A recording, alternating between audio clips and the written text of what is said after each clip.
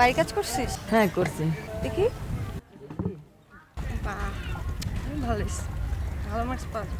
তুই একটা লিখে নিস। আর না স্যার আমাকে বকবে, এটা দেওয়া যাবে না। এই স্যার দেওয়া যাবে না মানে কি? হ্যাঁ, দেওয়া যাবে না মানে কি? বলছি না এটা আমার, তুই একটা লিখে নি। আচ্ছা ঠিক আছে। আমি তো হাটে যাচ্ছি, তুই এই জিনিসপত্রগুলো ধার দিয়ে রাখিস, আইসা কিন্তু ফেরত দেওয়া লাগবে।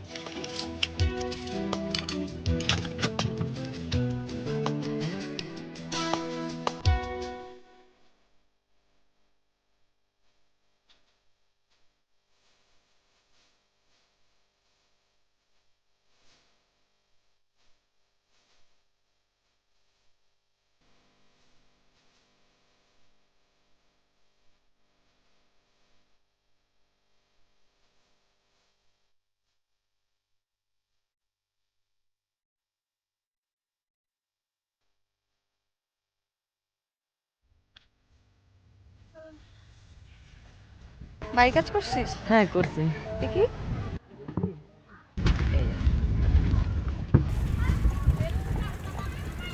বাহ, ভালো হয়েছে, ভালো মার্কস পাস। তুই একটা লিখে নিস। আর না স্যার আমাকে বকবে, এটা দেওয়া যাবে না। এই স্যার দেওয়া যাবে না মানে কি? হ্যাঁ, দেওয়া যাবে না মানে কি? বলছি না এটা আমার, তুই একটা লিখে নি। আচ্ছা ঠিক আছে।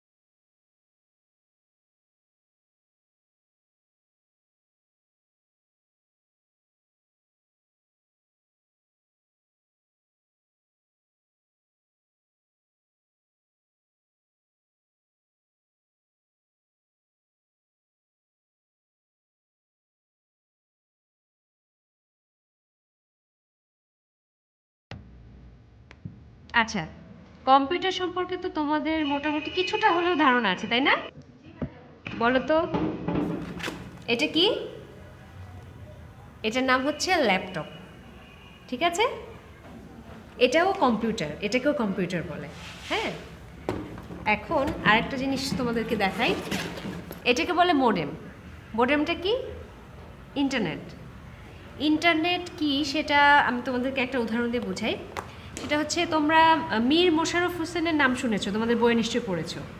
আচ্ছা, মীর মোশাররফ হোসেন সম্পর্কে তোমরা কতটুকু জেনেছো? ধরো তোমাদের বইয়ে যতটুকু লেখা আছে, খুবই হয়তো 1 পেজ বা হাফ পেজ বা এরকম কিছু।